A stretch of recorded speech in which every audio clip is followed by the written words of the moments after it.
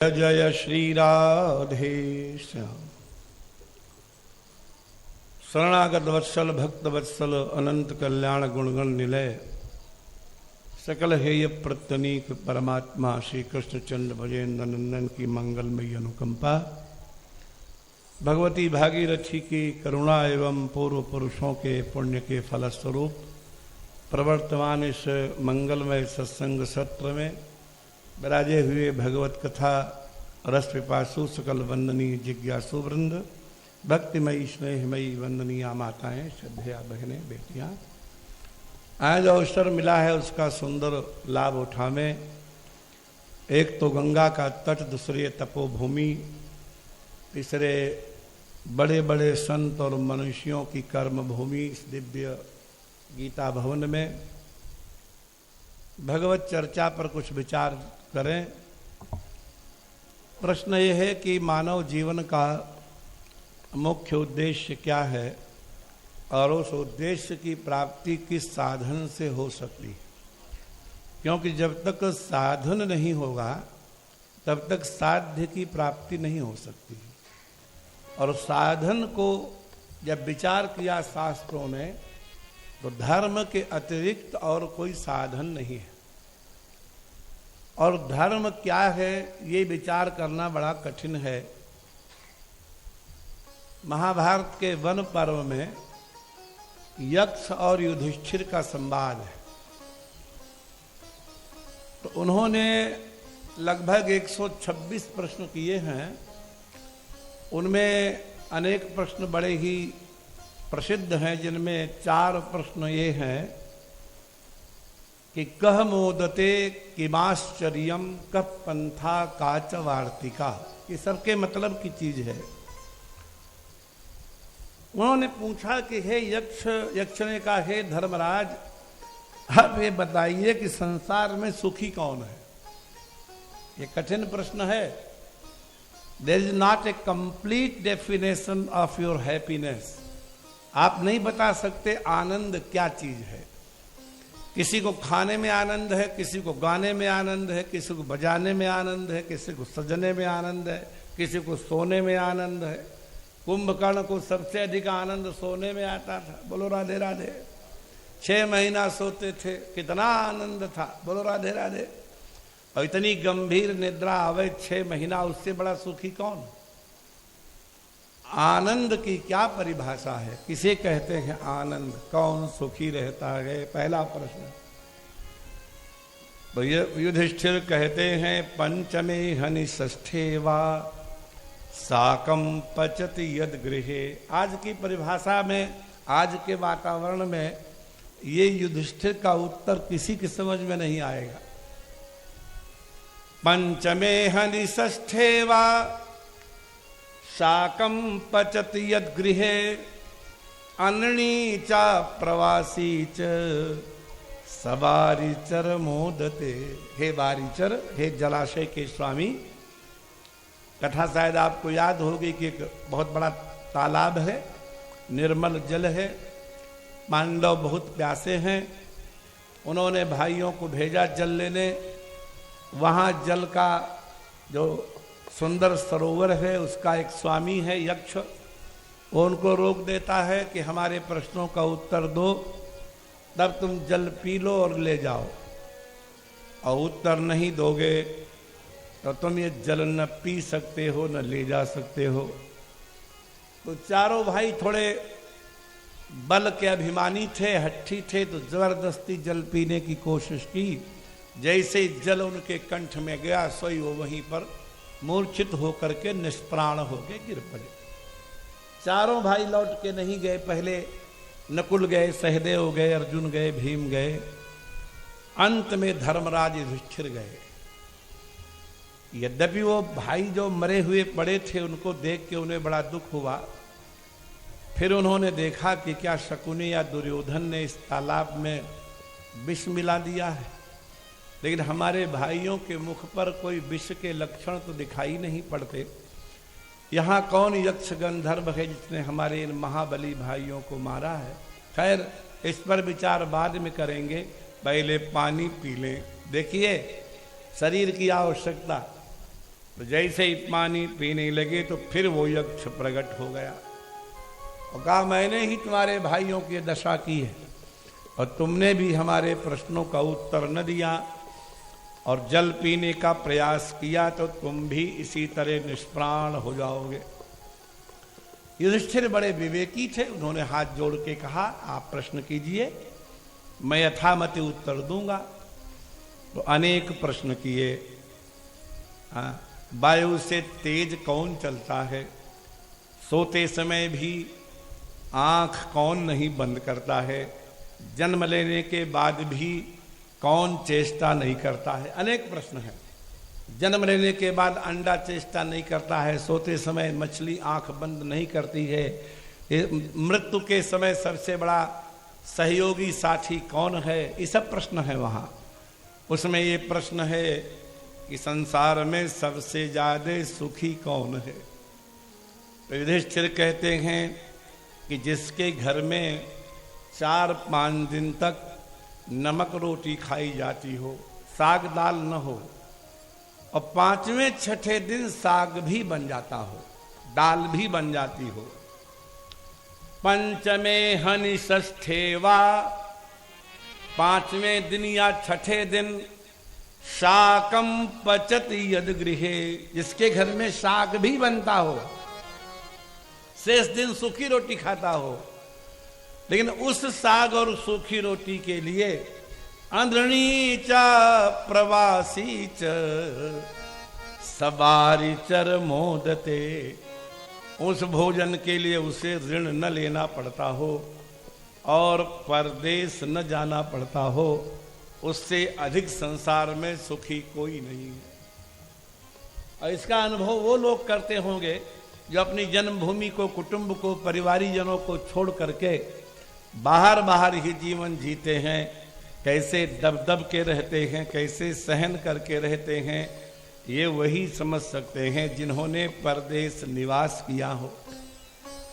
हम लोगों को तो बड़ा ही अनुभव है, जन्म से लेकर के अभी तक जन्मभूमि में शायद 10 साल भी न रहे होंगे। बिल्कुल सही कहा। अंधणी च अप्रवासी च, ऋण न लेना पड़े और उसको प्रवास में जाना न पड़े, भले ही 5वें-6ठे दिन साग रोटी खाए, बाकी दिन सूखी रोटी खाए, उससे ज्यादा सुखी संसार में कोई नहीं है। युधिष्ठिर, आज भले ही ये बात लोग न माने, आज तो भोजन करने के लिए वो अमेरिका जा रहे हैं, हाँ, 12-18 घंटे सिकुड़े बैठे रहते हैं हवाई जहाज में, क्योंकि युग धर्म प्रधान हो गया है, धर्म प्रधान नहीं रहा। कलयुग का लक्षण बताते हुए भगवान वेदव्यास कहते हैं, वित्तमेव कलौ निर्णाम जन्माचार गुणोदय। जब ये कुलीन है कि नहीं, ये सदाचारी है कि नहीं, ये गुणवान है कि नहीं, ये निर्णय जब धन के आधार पर होने लग जाए तो समझ लेना कि कलयुग आ गया है। आज कौन गुणवान है? बोलो राधे राधे। जिसके पास धन है। आज कौन कुलीन माना जाता है? जिसके पास धन है।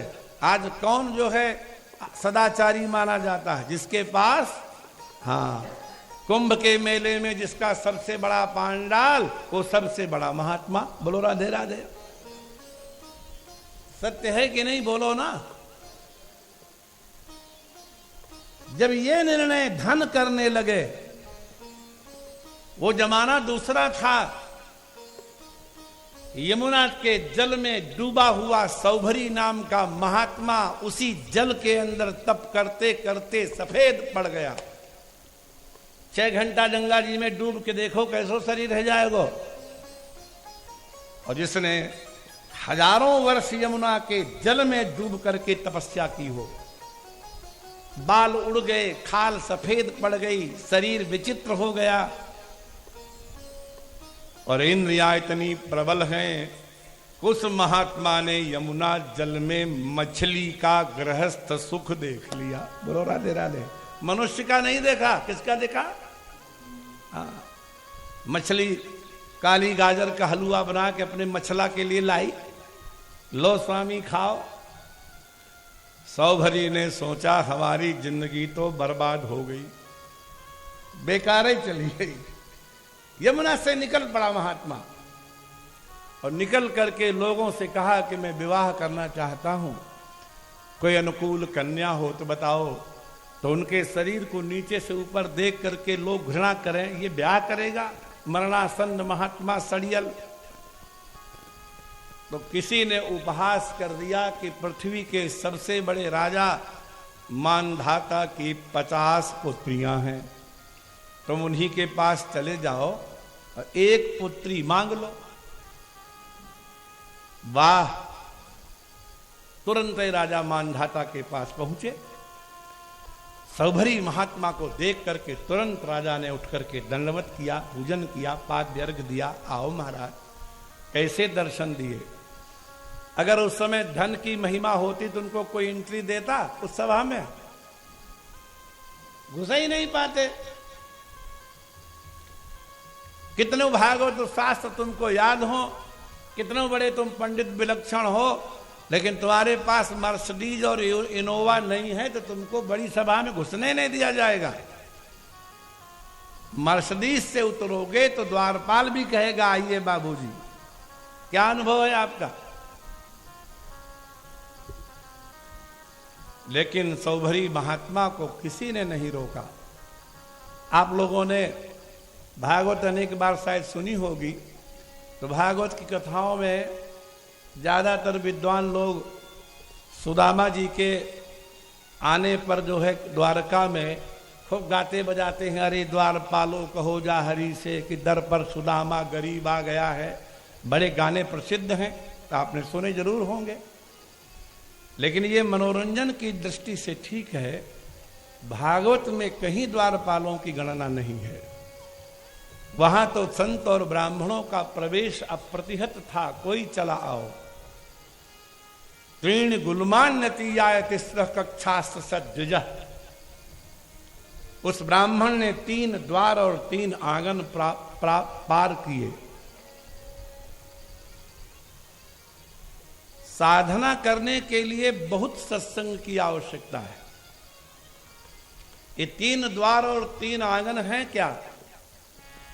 आप कभी यदि वृंदावन जाएं, अवसर मिले, ज्यादा दूर श्रीरंगम की नहीं कहेंगे, वो तो बहुत दूर है, लेकिन वृंदावन में जाएं तो आप यदि रंग मंदिर में जाएंगे, श्री रंग मंदिर है, सोने का खंभा है वहां, यदि आप वहां जाएंगे और आप भगवान का दर्शन करना चाहेंगे तो आपको 3 द्वार और 3 आंगन पार करने पड़ेंगे। चौथे में मिलेंगे भगवान। कभी जाओ तो गिनना। राधे राधे। ये 3 द्वार क्या है? ये तीनों गुण हैं, सत्व रज और तम। और 3 आंगन क्या है? ये 3 अवस्थाएं हैं, जागृत, स्वप्न और सुषुप्ति। और जिस व्यक्ति को वृद्धावस्था में भी गहरी निद्रा आती हो, कान के पास मोबाइल बजता रहे और नींद न खुले, बोलो राधे राधे, तो समझ लीजिए कि तीसरी सीढ़ी पर पहुंच गया है। थोड़ी साधना और करेगा तो भगवत प्राप्ति निश्चित होगी। भगवान की प्राप्ति का सबसे सरल लक्षण यह है कि आपको बुढ़ापे में बिना गोली खाए गंभीर निद्रा आती है कि नहीं। और ये जरूरी नहीं है कि आप 8 घंटे सोएं, आप 2.5 घंटे सोएं, बोलो राधे राधे। आप 3 घंटे सोएं, 4 घंटे सोएं, लेकिन जितना सोएं तो ऐसा सोएं, राधे राधे, कि हाथी निकल जाए, बाजा बज जाए, लड़के का ब्याह हो जाए, लेकिन तुमको पता न चले। इसका नाम है सुसुप्ति। क्या नाम है? ये अवस्था है जीवन की। और इसके पहले की अवस्था है स्वप्न। घर वाले समझ रहे हैं बाबूजी सो रहे हैं और बाबूजी वहां भी घोड़े बेच रहे हैं। राधे राधे। एक बार की बात है, मनोरंजन नहीं है, सत्य है, कि एक मुंह लगे मुल्ले ने अकबर बादशाह से कहा कि गुरु नानक देव नमाज नहीं पढ़ते, इनको आपके धर्म पर श्रद्धा नहीं है। तो बादशाह ने उनको बुलाया और कहा क्यों, आपको हमारे अल्लाह पे श्रद्धा नहीं है? बोले है। बोले नमाज नहीं पढ़ते। बोले किसी ने सिखाया नहीं, आप पढ़ो तो हम देख देख के हम भी पढ़ लेंगे। तो वो और मुल्ला दोनों पढ़ने लगे, गुरु नानक जी देखने लगे, किया कुछ नहीं। जब नमाज पूरी हो गई तो मुल्ले ने कहा, देखा जहां पना इन्होंने नमाज नहीं पढ़ी। तो गुरु नानक देव जी ने कहा, तूने भी कहां पढ़ी? बोले कैसे नहीं पढ़ी, हम तो पढ़ रहे थे। बोले बिल्कुल झूठ, न तूने पढ़ी न बादशाह ने पढ़ी। तेरी बकरी नहीं ब्याई है, उसके बच्चे कुएं में तो नहीं गिर जाएंगे। तू बकरी के पीछे दौड़ रहा था कि नमाज पढ़ रहा था? और ये बादशाह जो है बार बार झुकता था, बार बार हाथ जोड़ता था, ये तो काबुल में घोड़े खरीद रहा था। दोनों चरणों में गिर गए, हाँ महाराज, हम सचमुच काबुल में घोड़े खरीद रहे थे। मुल्ला कहता, हाँ हम बकरी के पीछे दौड़ रहे थे। माला तो कर में फिरे, जीभ फिरे मुख माही, और मनुआ तो चहु दिस फिरे, यह तो सुमिरन नाहि। ये कोई भजन है? आपने हजारों लोगों को देखा होगा कथा में बैठे हैं और धड़ाधड़ माला घुमा रहे हैं। क्यों भाई, कैसे तुम माला घुमा रहे हो? अदक्षिणम हतो यज्ञ, बिना ध्यानम हतो जप, अनर्थज्ञो हतो मंत्र, हतम श्राद्धम अपात्रकम। शास्त्र का विरोध कैसे कोई कर देगा? भगवान गीता में कहते हैं, यह शास्त्र विधि मुत्सृज्य वर्तते कामकारतः। जो शास्त्र विधि का त्याग करके इच्छानुसार बर्ताव करता है, चाहे भजन हो चाहे जीवन हो, न स सिद्धिम अवाप्नोति न सुखम न पराम गतिम। किसी भी सत्कर्म के 3 फल हैं। पहला फल सिद्धि मिलनी चाहिए, बन जाए। दूसरा फल है कि सुख मिलना चाहिए, और तीसरा फल है भगवत प्राप्ति होनी चाहिए। कर्म के 3 ही फल हैं। राधे राधे बोलो। हाँ, लक्ष्मण जी को प्रभु राम ने समझाया, भवन भरत रिपुसूदन नाही, भवन भरत रिपुसूदन नाही। भरत जी और शत्रुघ्न जी यहां नहीं है, और राव वृद्ध और पिताजी हमारे बूढ़े। मम दुख मन माही, राव वृद्ध मम दुख मन माही। मैं ले जाऊं तुम ही बनसा था, मैं ले जाऊं तुम ही बनसा था।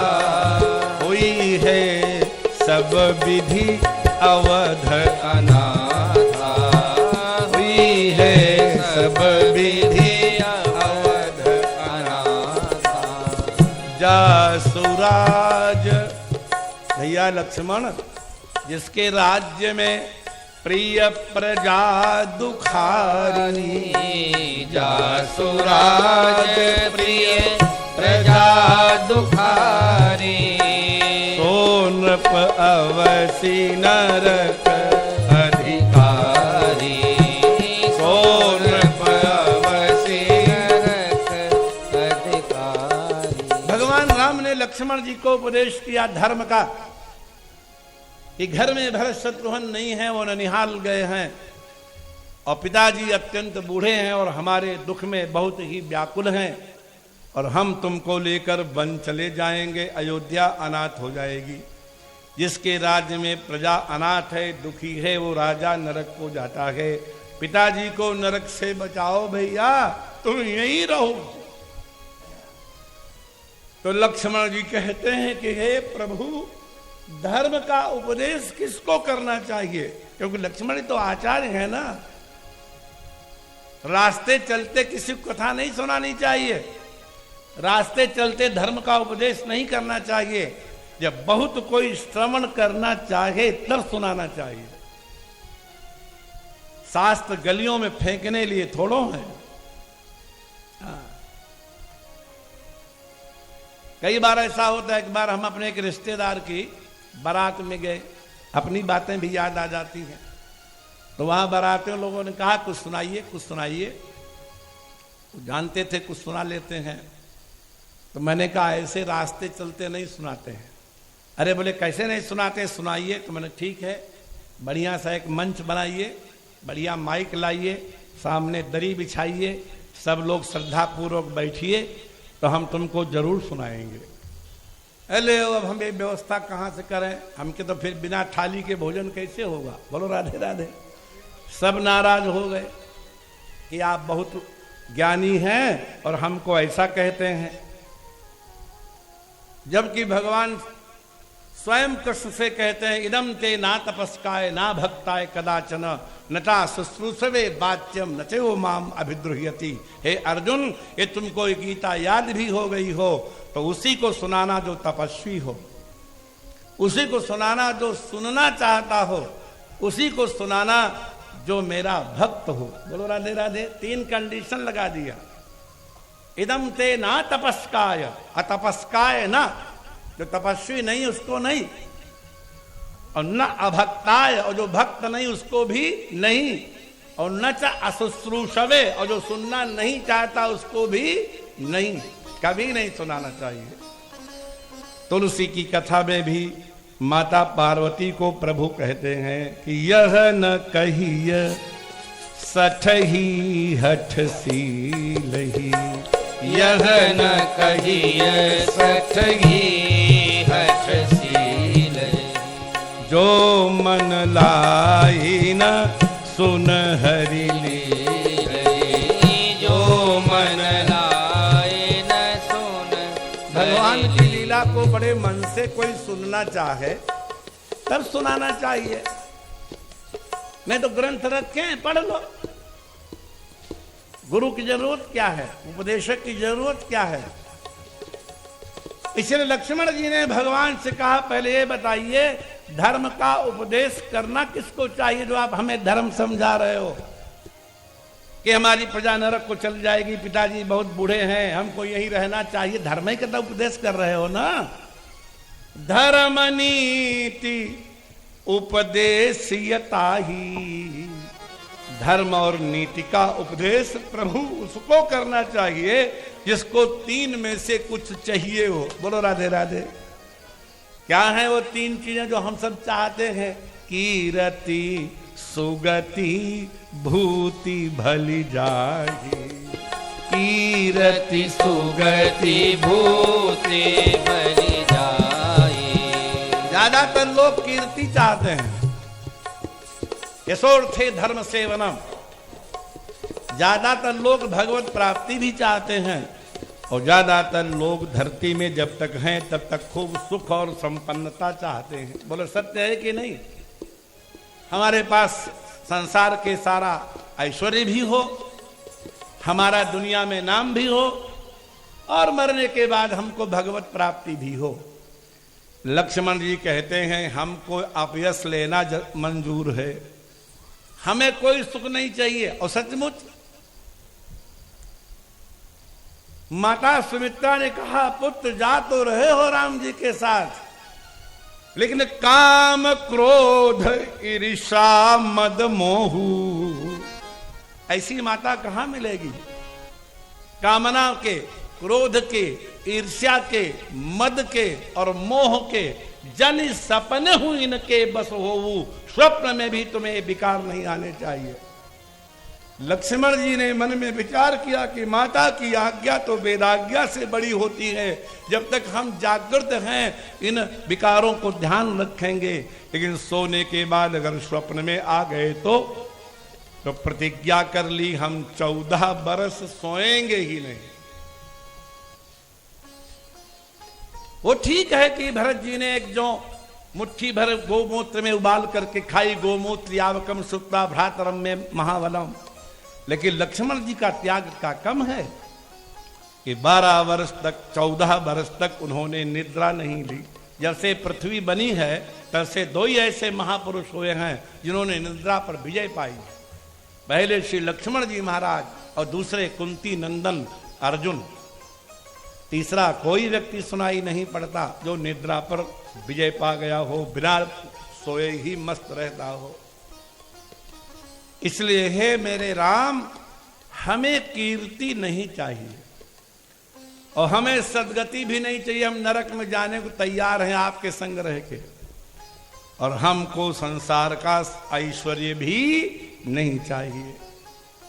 धर्म का उपदेश उसी को करो जो सुनना चाहे, और जब कामना सिर पर आ जाती है तो व्यक्ति भूल जाता है। इसलिए तीनों अवस्थाओं को पार करना बड़ा कठिन है, जागृत, स्वप्न और सुसुप्ति।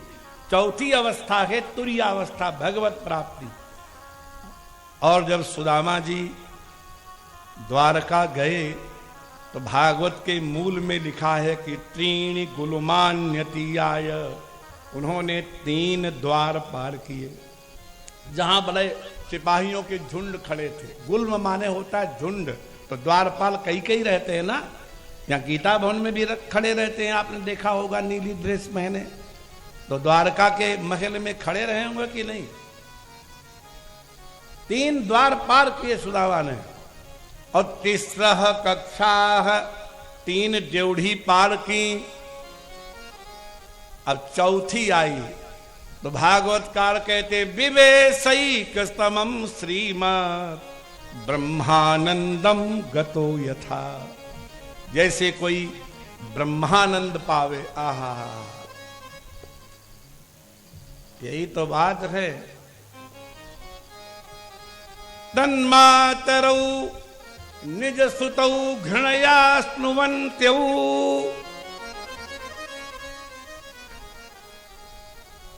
मुग्धस्मिताल्पदशनम ययतु प्रमोदम।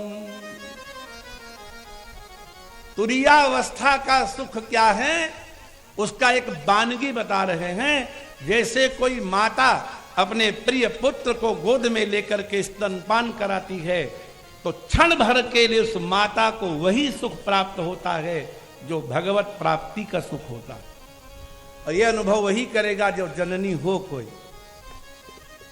इसे माता यशोदा जब श्री कृष्ण को दुग्ध पान कराती हैं और वो हंस देते हैं, एक बूंद दूध की ओंठ पे लटक जाती है, भगवान मुस्कुराते हैं, 2 दांत दिखाई पड़ते हैं, तो माता को प्रमोद वो होता है जैसे ब्रह्मानंद हो गया। तुरीयावस्था। आपने शायद भागवत में एक कथा सुनी हो कि भगवान का और यशोदा मैया का कमिटमेंट हुआ। कमिटमेंट किसे कहते हैं अंग्रेजी में? कमिटमेंट कहते हैं माने बात, सौदा पक्का। क्या हुआ? हाँ, क्या सौदा हुआ कि तो दूसरों घर में खाता है और हमारे घर में नहीं खाता।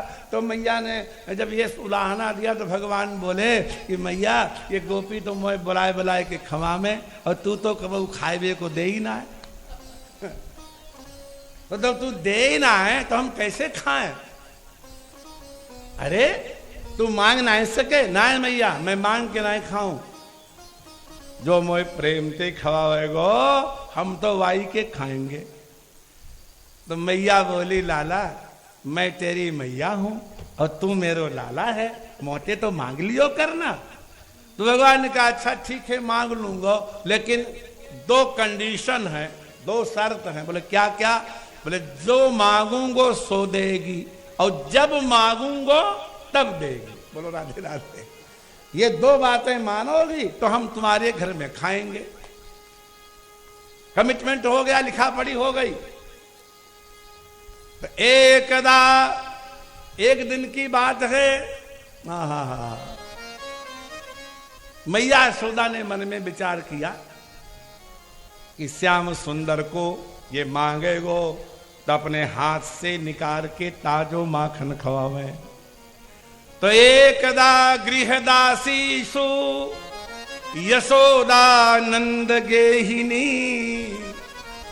कर्मांतर नियुक्तासु निर्ममंथ स्वयं दधी। हमारे गुरुजन कहते हैं कि कितना धन भगवान दें, लेकिन रसोई घर में और पूजा घर में सेवक को नहीं भेजना चाहिए। वो गृहिणी करे या घरवाला करे या बधू करे या पुत्र करे या पोता पोती करे, लेकिन उसमें सेवक नहीं जाना। और आपको शायद मालूम होगा, अब अवध में जाते ही होंगे अयोध्या, तो जैसे वहां कनक भवन, दशरथ भवन, भगवान का दर्शन, हनुमानगढ़ी का दर्शन है, ऐसे ही मात्र अवध ऐसा है जहां सीता रसोई का दर्शन है और कहीं नहीं है। रसोई दो ही जगह देखी जाती है, या माता जानकी की या जगन्नाथ भगवान की, दो ही रसोई देखने लायक हैं।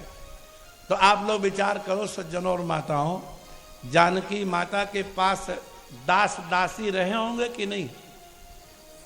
नहीं होंगे।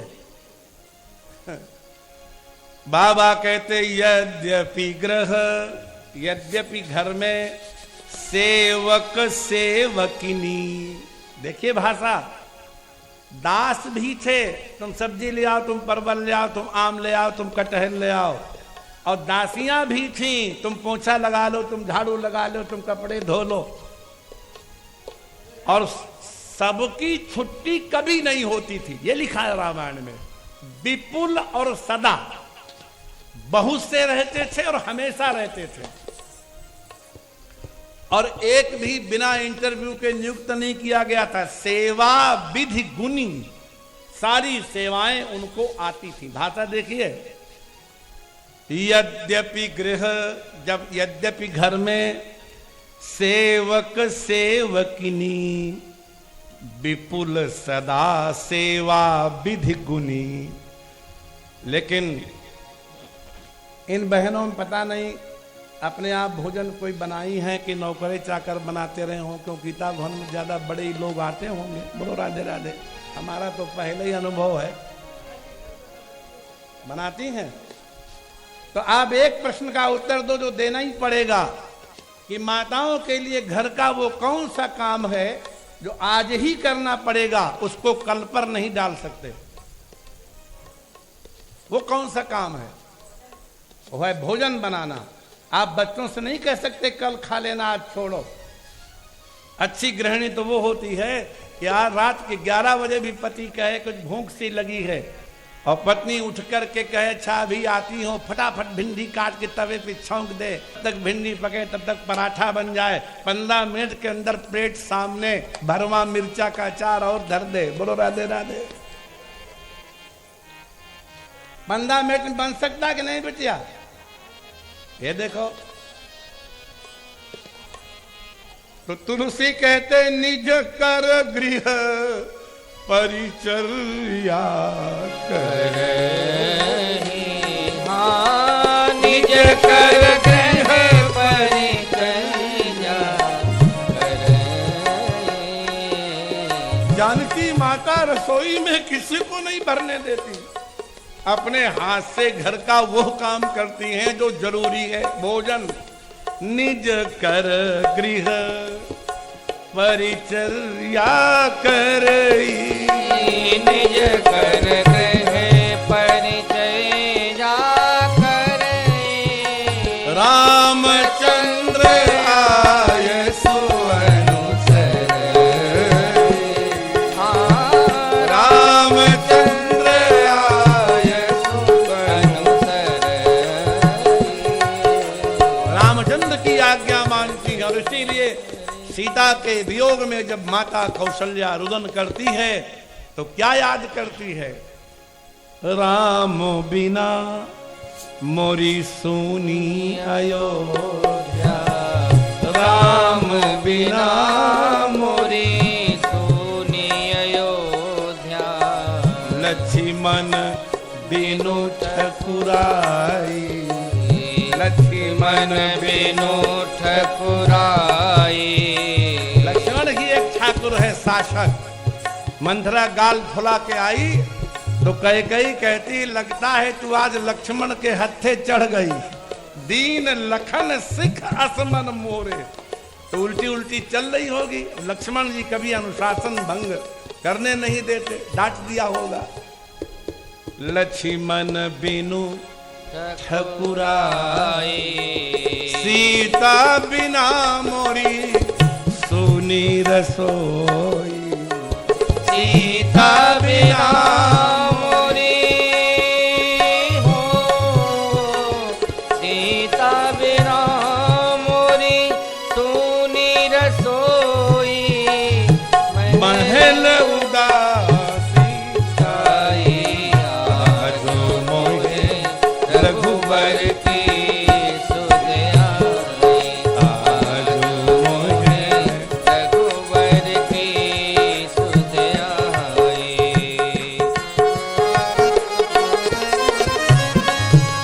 श्री राधे।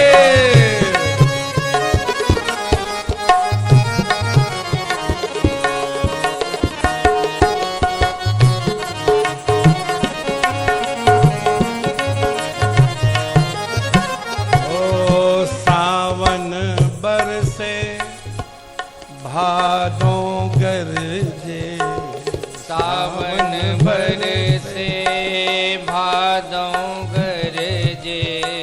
पवन चले पुरवाई हो, पवन चले पुरवाई। बैठी बिटप तर भीजत हुई है। बैठे बिटप तर बीजत हुई हैं। सिया सहित दो भाई हो, सिया सहित दो भाई। आजो मोहे रघुबर की सुध आई।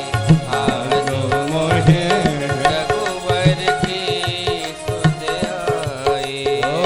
आगे आगे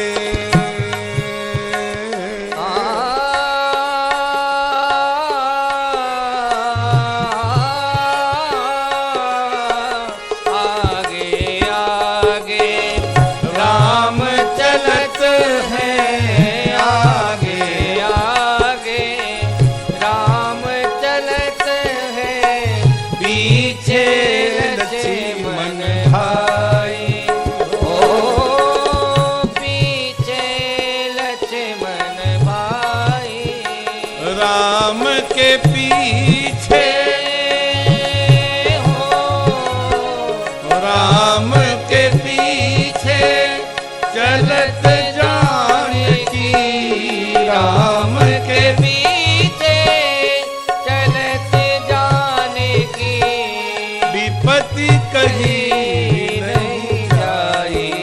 आजो मोहे रघुबर की सुध आई। आजो मोहे रघुबर सीता बिना मोरी सुनी रसोई।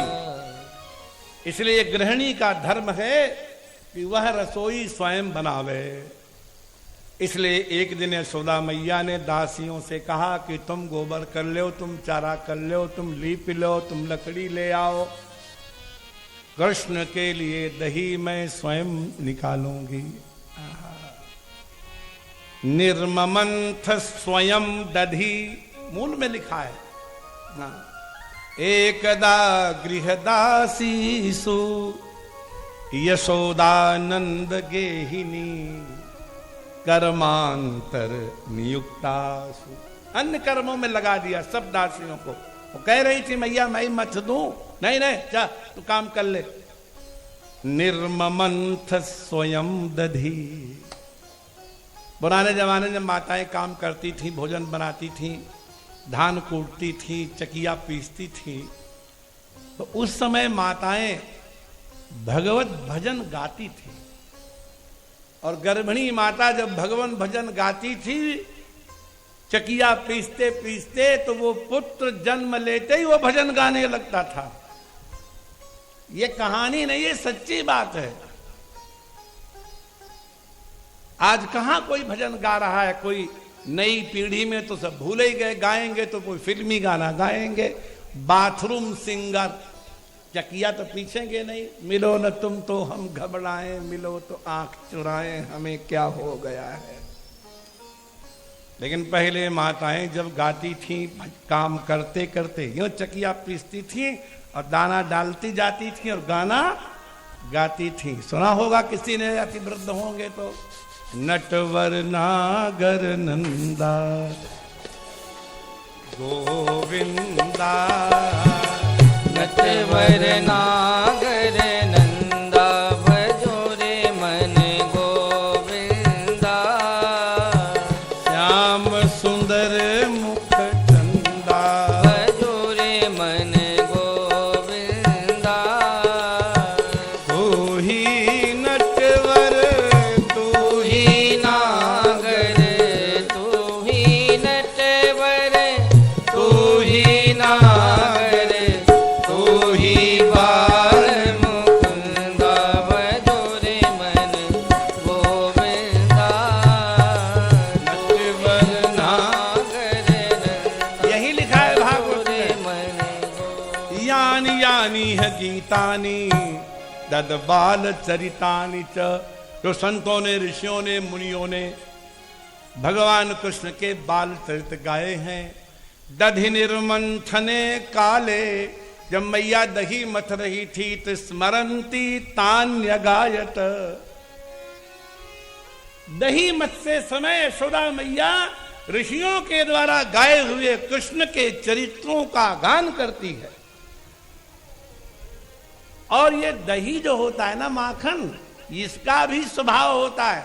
कभी इसका मुंह आ जाए तो 4 मथानी में ही फट से निकल आवे, और कभी रूठ जाए, आहा, ठंडो पानी डालो, गर्म पानी डालो, धूप में रखो, कितनो पचाओ, लेकिन रूठ गयो तो फिर वैसो ना ही निकले, लिबलिबो सो निकले, ले ही जैसो। हमारी अम्मा छोटे पे मर गई थी ना, तो हम पिताजी सब करते तो देखते थे, इसलिए हमको मालूम है।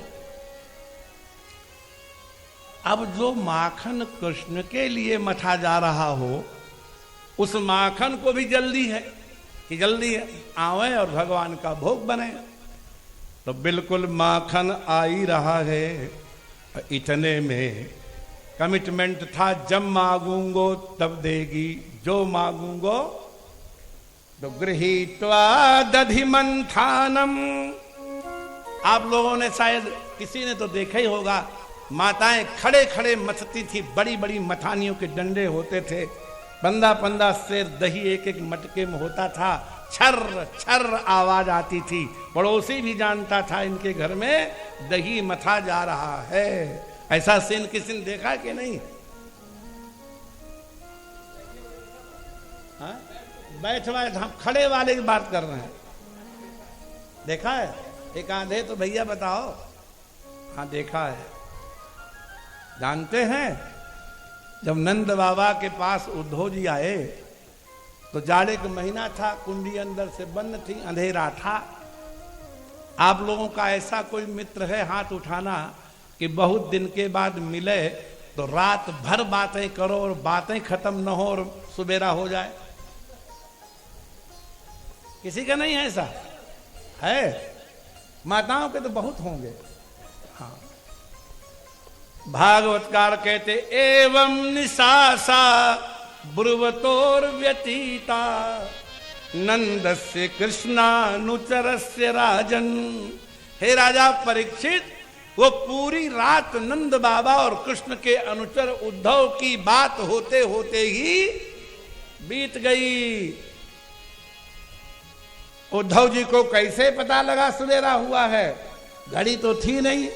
बोले, गोप्य समुत्थाय निरूप्य दीपान वास्तुं समभ्यर्च्य दधीन्य मथनन।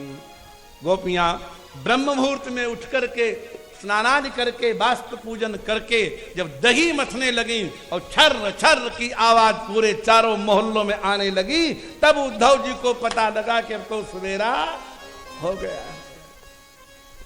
वो था भारतवर्ष। गोप्य समुत्थाय, गोपियां उठ गई, निरूप्य दीपान, अंधेरा था, दीपक जलाए, वास्तु समभ्यर्च्य, अपने कुल देवताओं की पूजा की और फिर दधिन्य मथनन, फिर दही मथने लगी। और जब दही मथने लगी, यशोदा मैया के पास नंद नंदन आए और पकड़ लिया मथानी का डंडा। मैया मैं भूख लगी है, दूध पिवाई दे। अरे मैया बोले रुक जा रुक जा, 4 मथानी और मारवे दे, आयवे को है। देख मैया तूने कही जब मांगूंगो तब देगी। अरे लाला भूख लगी तो चलो जा, बड़ी मैया से गैया को दूध लेके पी ले। नाय नाय मैं गैया को नाय भावे, मोए तो मैया ही को भावे, मैया को पीऊंगा। ऐसा तस्य निर्बंधम दृष्टवा, आहा, पुत्र के इस आग्रह को देख करके सुधा मैया ने मथानी की रस्सियां छोड़ दी। अब बैठी नहीं, खाए पिए घर की थी, ठीक ठाक, कोई डाइटिंग थोड़ो करती थी। आजकल की लड़कियां 0 फिगर के चक्कर में हड्डियां निकाले रही थी, वो जमाना नहीं था। तो खड़े खड़े उठा लिया। तम अंकमारूढ़ अपायस्तनम, अंकम आरूढ़म, गोद में चढ़ाया। बोलो राधे राधे। और खड़े खड़े दूध पिलाने लगी। तो स्नेह स्नुतम सस्मितमीच्छति मुखम, दूध भी पिला रही है, मुख का दर्शन भी कर रही है। ब्रह्मानंद की प्राप्ति हुई। तब भगवान जान गए कि इस सुख में माता पहुंच गई है। ये खड़े खड़े कहीं गिर पड़ी तो इसके शरीर में बहुत चोट लग जाएगी। तो दूध पीते पीते अग्नि देवता को इशारा कर दिया। और वहां तमाम मटकियों में दूध उबलता ही रहता था, बहुत दूध होता था। तो दूध उबल उबल के बाहर गिरने लगा, बड़ी जोर की आवाज आने लगी। तो क्यों बेटिया, गोद में पुत्र हो और दूध पिला रहे हो और दूध चढ़ा हुआ चूल्हे पे उफनने लगे, तो सारा दूध उफन जाने दोगी कि लड़के कोई पटक दोगी? बोलो क्या करोगी? पहले दूध बचाएंगे। हाँ, लड़का तो फ्री मिल ही जाएगा। जैसी आप हो वैसी यशोदा मैया, वो अलग से थोड़ो थी। तो भगवान सुखदेव कहते हैं अतृप्तम उत्सृज्य, उत्सृज्य में से पकड़ी हुई चीज यूं छोड़ दो। नीचे हाथ लगाए थी, फट से हाथ हटा लिए। गोल मटोल न हो तो बड़ी चोट लग जाती। मैं खाओ पियो छोरा, ज्यादा चोट नहीं लगी, लेकिन गुस्सा आया। किसको? संजात कोपस्फुरितारुणाधरम संदस्य दद्भिर दधिमंथ भाजनम भित्वा मृषासुर दृश दस्मना रहो जघास यंगव मंतरम गत। भगवान को क्रोध आ गया, ओंठ फड़कने लगे, दांत से ओंठ काटा। और पुराना जमाना था तो मैया के घर में सिलबट्टा था। सिलबट्टा जानते हो बेटिया? नीचे वाला सिल और ऊपर वाला। आप लोगों में शायद कोई ऐसा नहीं होगा अब जो साबुत हल्दी मंगवाता हो और उसी पे कूट कूट के पीसता हो। इससे सब पिसी पिसाई है। ये रोग 100 रोग तो इसलिए हो गए हैं, कुछ काम नहीं करना पड़ता। जो माता 2 सेर गेहूं रोग पीसेगी 100 वर्ष तक उसे कोई रोग नहीं हो सकता। पुराने जमाने में यही होता था। अब साबुत हल्दी चिकनी करने में कितनी शक्ति लगेगी? 10-10 मिनट 20-20 मिनट माताएं रगड़ती रहती थी। और उस मसाले की जब घुइयां बनती थी तो बैकुंठ हाथ ही भर रह जाता था। खाने वाले भी कहते थे वाह क्या बना है।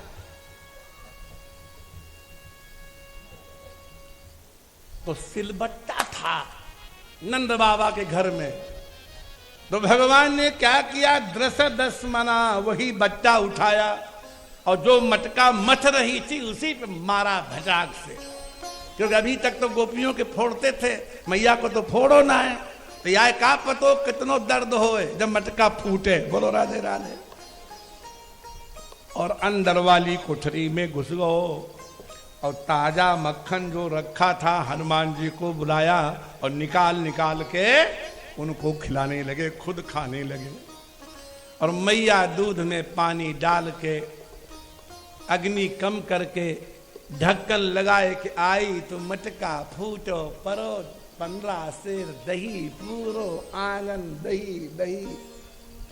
बोलो मैया गुस्सा आयो होगो कि नहीं आयो होगो? तो मैया ने डंडी उठाई और डंडी छिपा ली पीछे। अब बोले कृष्ण क्वासी, अरे तू कहां है? करो सिकिम पितरिति, अरे मेरे बाप तू क्या कर रहा है? तो मैया जब बेटे को बाप कहे तो खुश है कि नाराज है? हे मेरे पिताजी तुम कहां हो?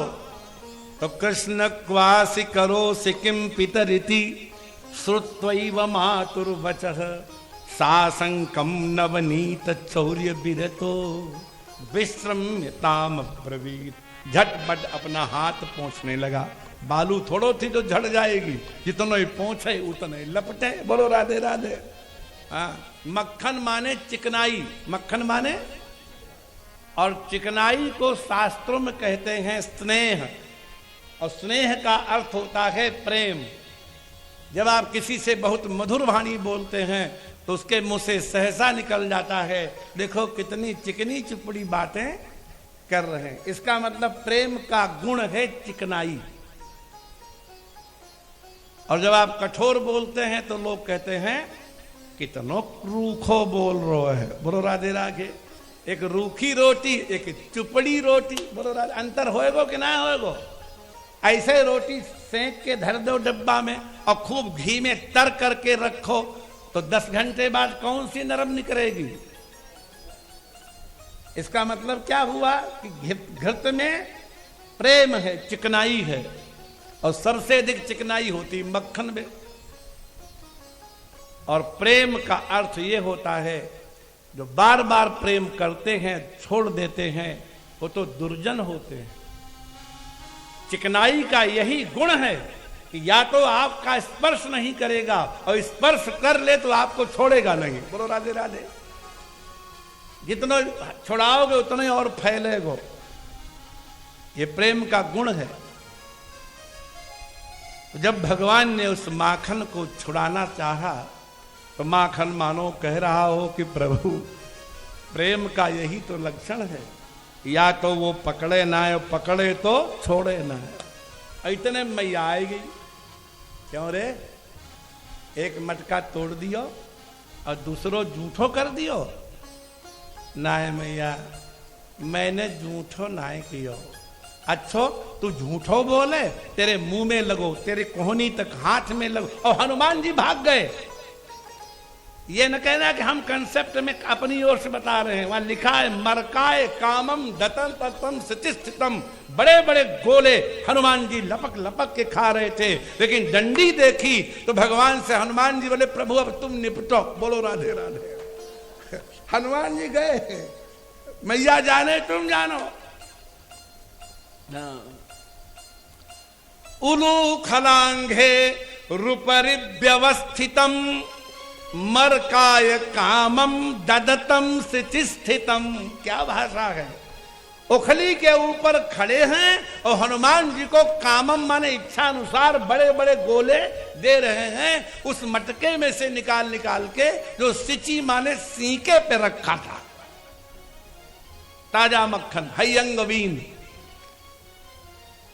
माताओं के काम की एक बात बताएं, अगर मक्खन आपके घर में रोज होता हो और आपका मन न हो इसको खिलाएं अतिथि को, और ये हो कि दिखा दें, तो मक्खन की सेवा भी हो जाए और मक्खन खर्च भी न हो, उसका एक उपाय है। बोलो राधे राधे।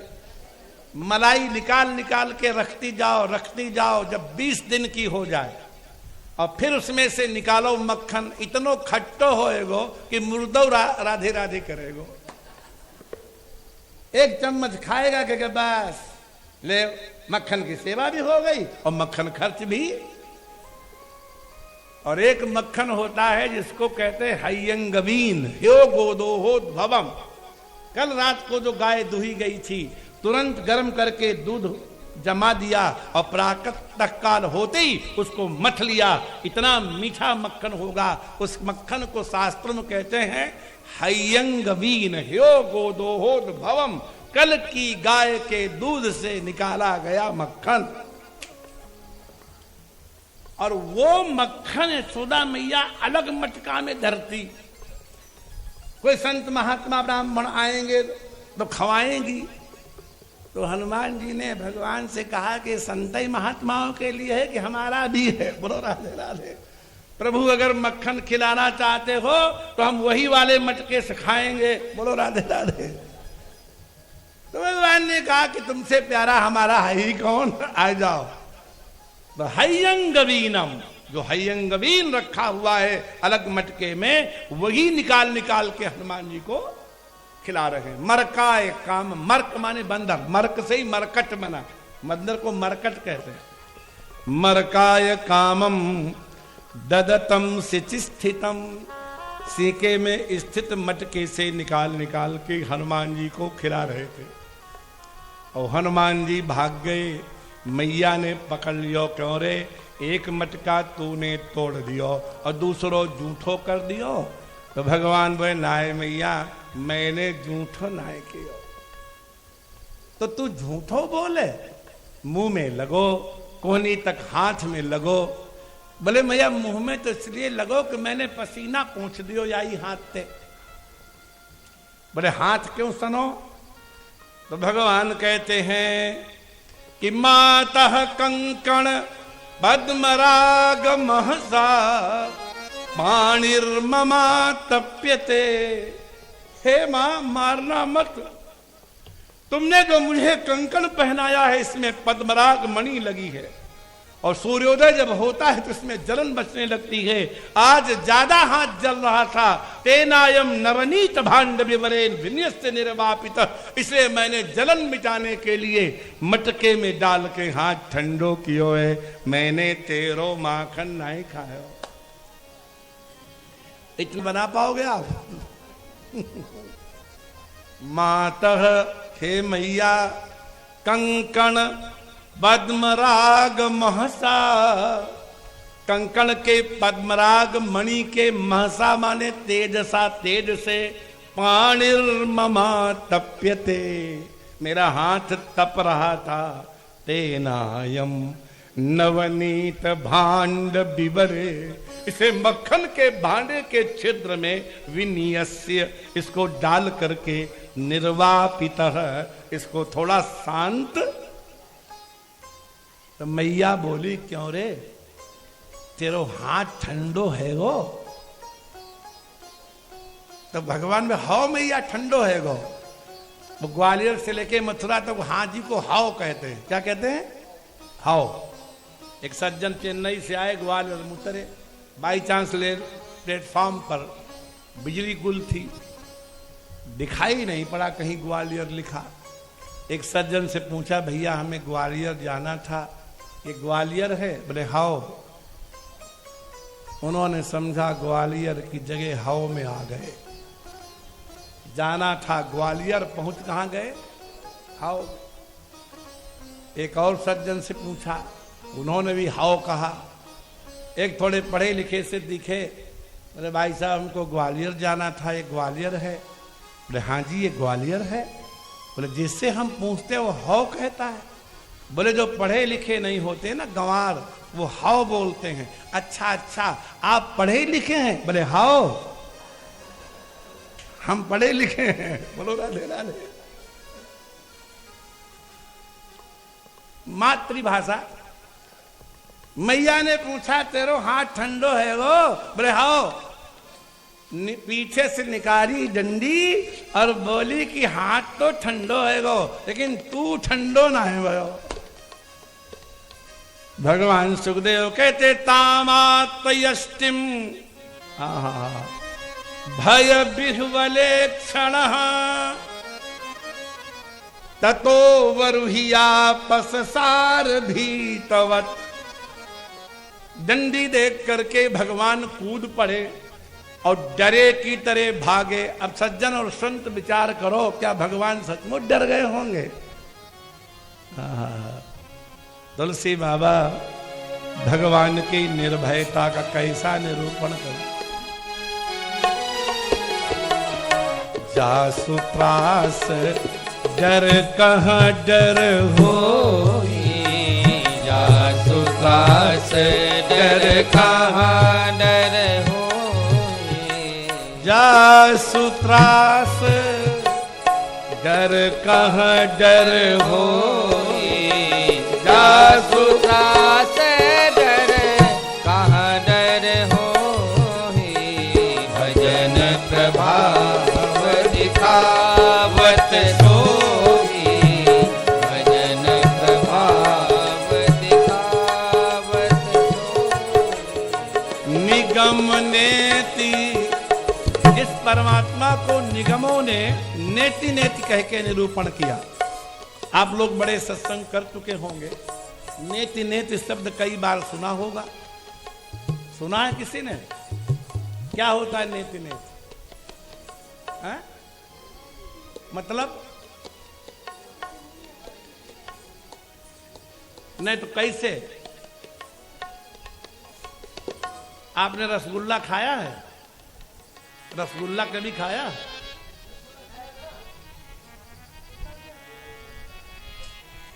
तो ये 50 वर्ष से नहीं खाया? कैसे घर वाले हैं आपके? बताओ भाई, कोई लड़का बच्चा इनका सुन रहा हो तो रसगुल्ला खिलाओ। राम राम राम, 50 वर्ष से नहीं खाया। खैर, जिसने खाया हो, अगर रसगुल्ला आपने खाया हो और आपका मित्र पूछे रसगुल्ला कैसा होता है, तो आप कहेंगे मीठा। तो अगर वो मीठे को न पहचानता हो तो आपसे अगला प्रश्न करे मीठा कैसा होता है, क्या कह के समझाएंगे? कुछ बातें हां कह करके समझाई जाती हैं और कुछ बातें ना करके समझाई जाती हैं। Negative and positive mood. आपको समझाना पड़ेगा रसगुल्ला नींबू जैसा खट्टा नहीं होता है, मिर्च जैसा चरपरा नहीं होता है, नीम जैसा कड़वा नहीं होता है, आंवले जैसा कसैला नहीं होता है, नमक जैसा नमकीन नहीं होता है। इसके अलावा जो होता है वही मीठा होता है।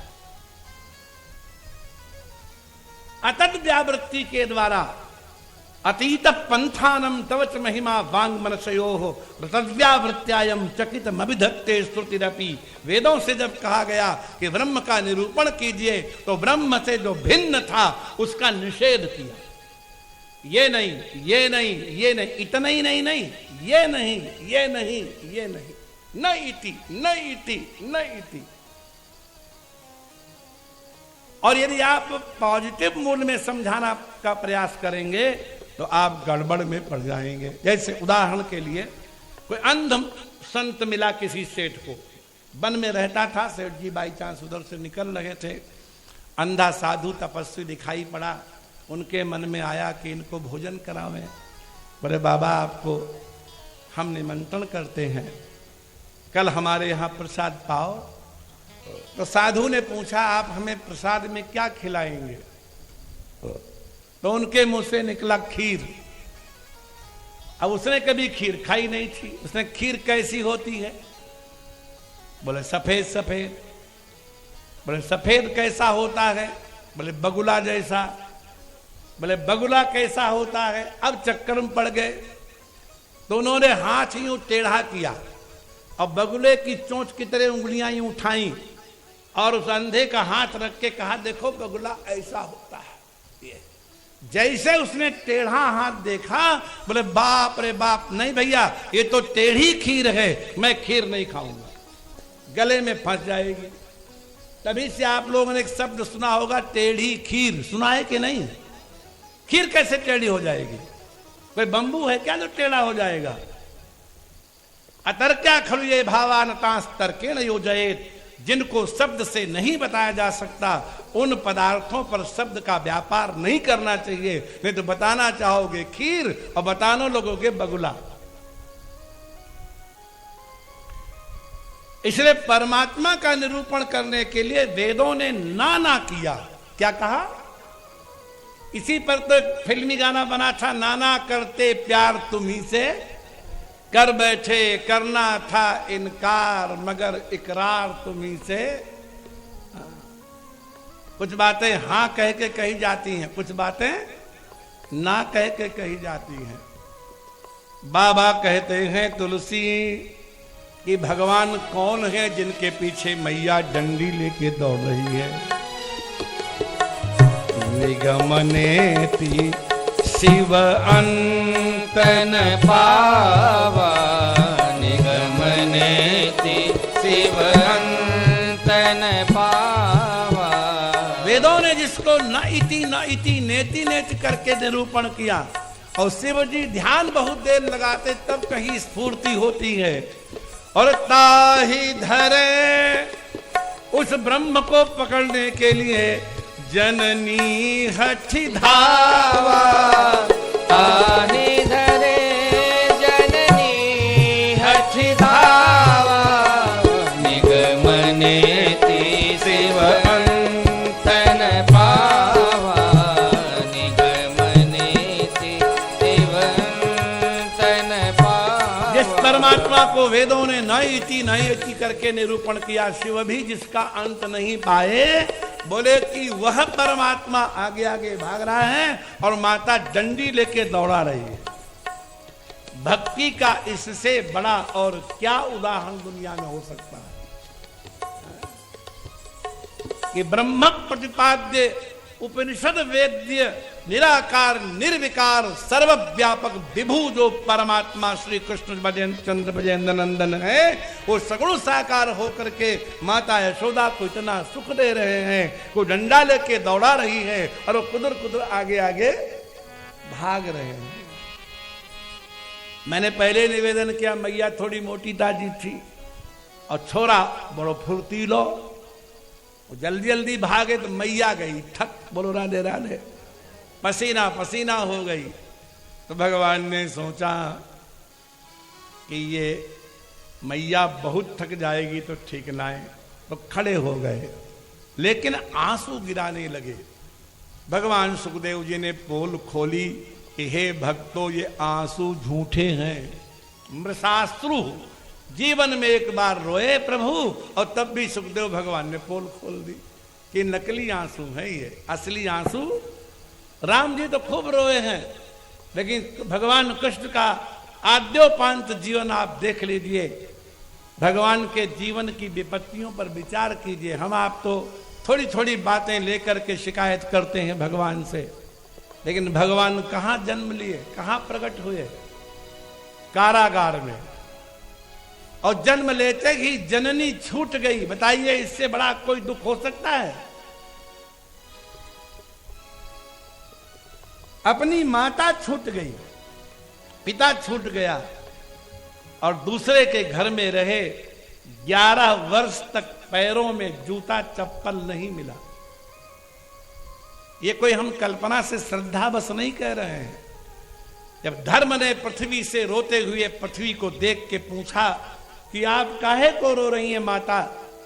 क्या राजा आपकी रक्षा नहीं करते, या वृद्ध माता पिता की पुत्र सेवा नहीं करते, या ब्राह्मण अपनी सरस्वती का उपयोग धनियों की स्तुति में करते हैं, या चौर्य प्राय देश हो गया है, क्यों रो रही हो?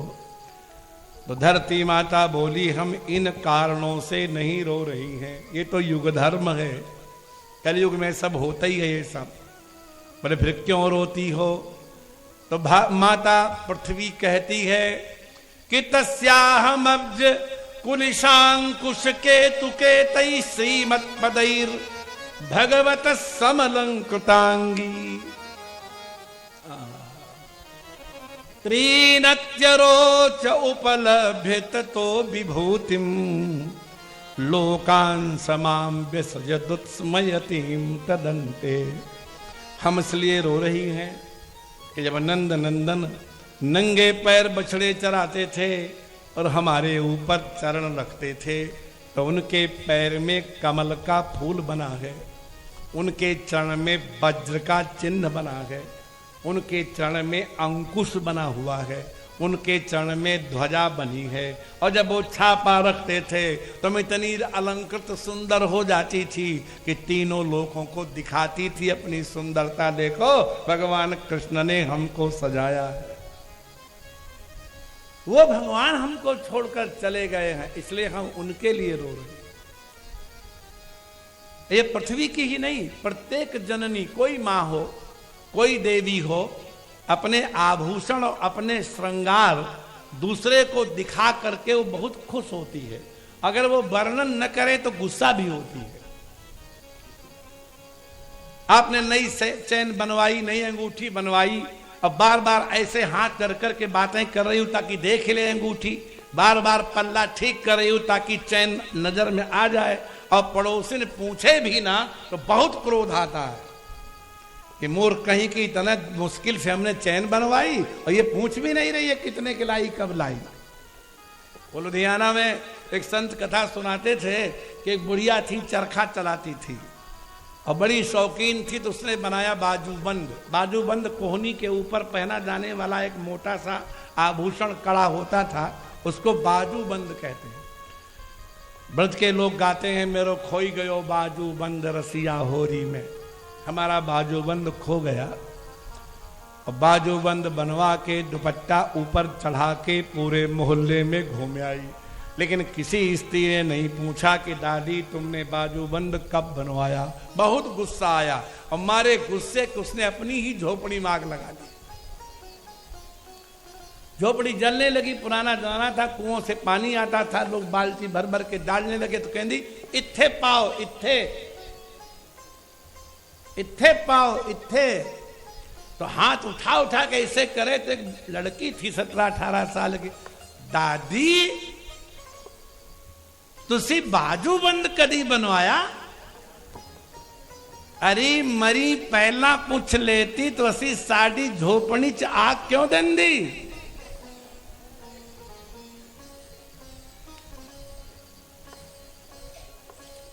आभूषणों की न पूछो तो बहुत गुस्सा आता है। एक बार एक गोपी भगवान के पास गई तो 3-4 कटोरियां थी उसमें जुड़ी हुई, एक में लाल चंदन, एक में कस्तूरी को कारो चंदन, एक में केसर को पीरो चंदन, एक में सफेद चंदन। अब वो स्टैंड पीछे छिपाए के बुरुश लेके और श्याम सुंदर के पास गई और बोले क्यों नंदन तुम तो सकल कलाविद हो। तो भगवान बोले और का तू होएगी गंवारी, हम तो हैं सकल कलाविद। तो झट उसने कटोरियां सामने कर दी, अगर सकल कलाविद हो तो हमारे कपोल पर कोई चित्रकारी बना के दिखाओ। अब प्रेस्टीज का मामला हो गया। भगवान ने सोचा नहीं बनाऊंगा, दुनिया भर में बदनामी करेगी, इसको कुछ आता नहीं।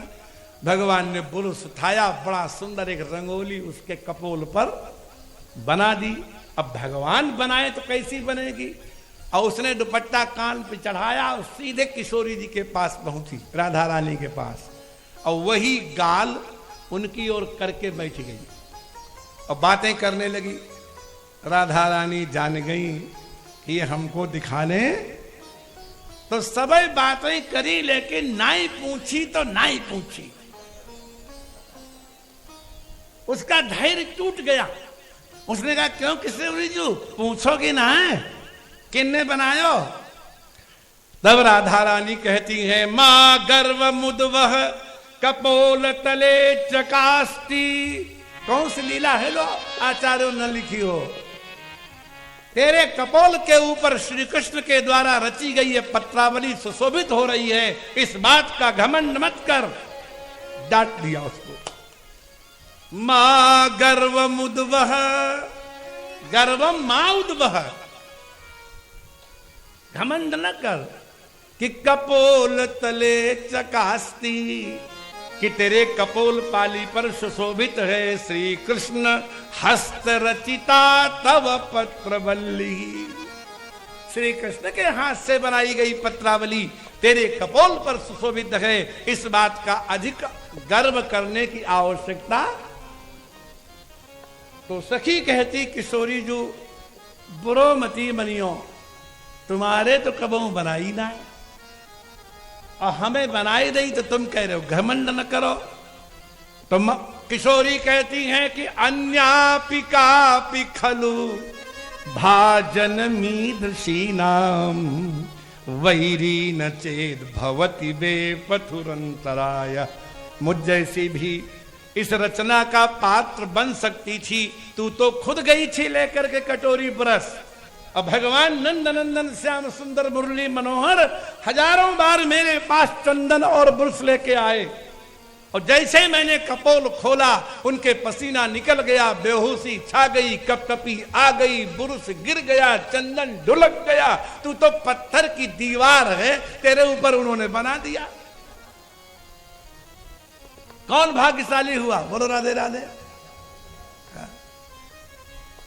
हमें तो देख के उनके होश ही गुम हो जाते हैं। अन्यापि कापि खलु, हम जैसी भी कोई भाजन मीदृशी नाम, ऐसी रचनाओं की पात्र मैं भी बन सकती थी, लेकिन वैरी न चेद भवती, लेकिन कपकपी, बेहोशी और पसीना हमारे दुश्मन बन गए और उन्होंने बनने ही नहीं दिया।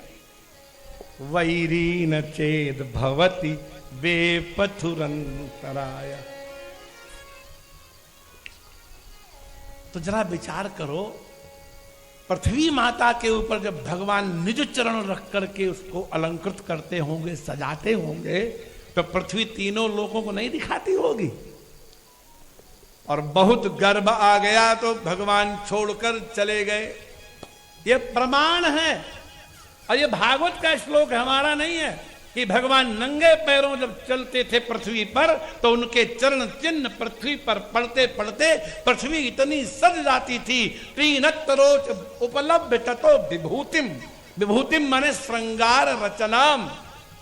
भगवान हमारे श्रृंगार की रचना खुद करते थे अपने चरणों से, हम उनके लिए रो रही हैं। मतलब भगवान जन्म लेते ही माता पिता छूटे और 11 वर्ष तक पैरों में कुछ पहनने को नहीं मिला।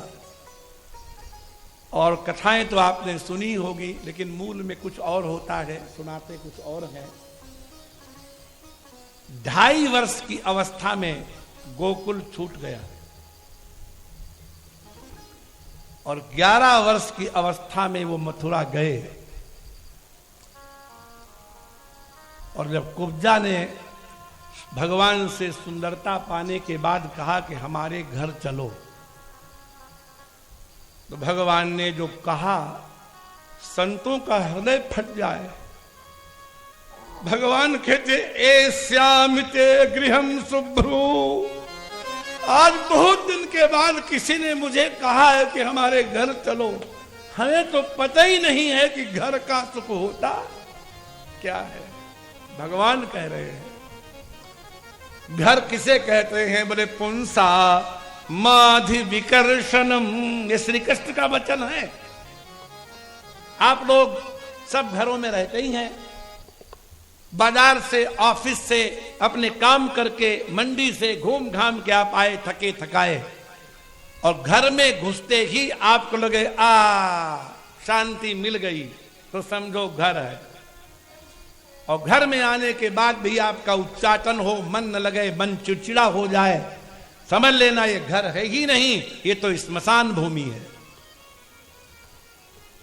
आप ये मत कहें कि इतना कठोर शब्द आप क्यों बोल रहे हो। हम नहीं बोल रहे हैं, सब शास्त्रों में लिखा हुआ है।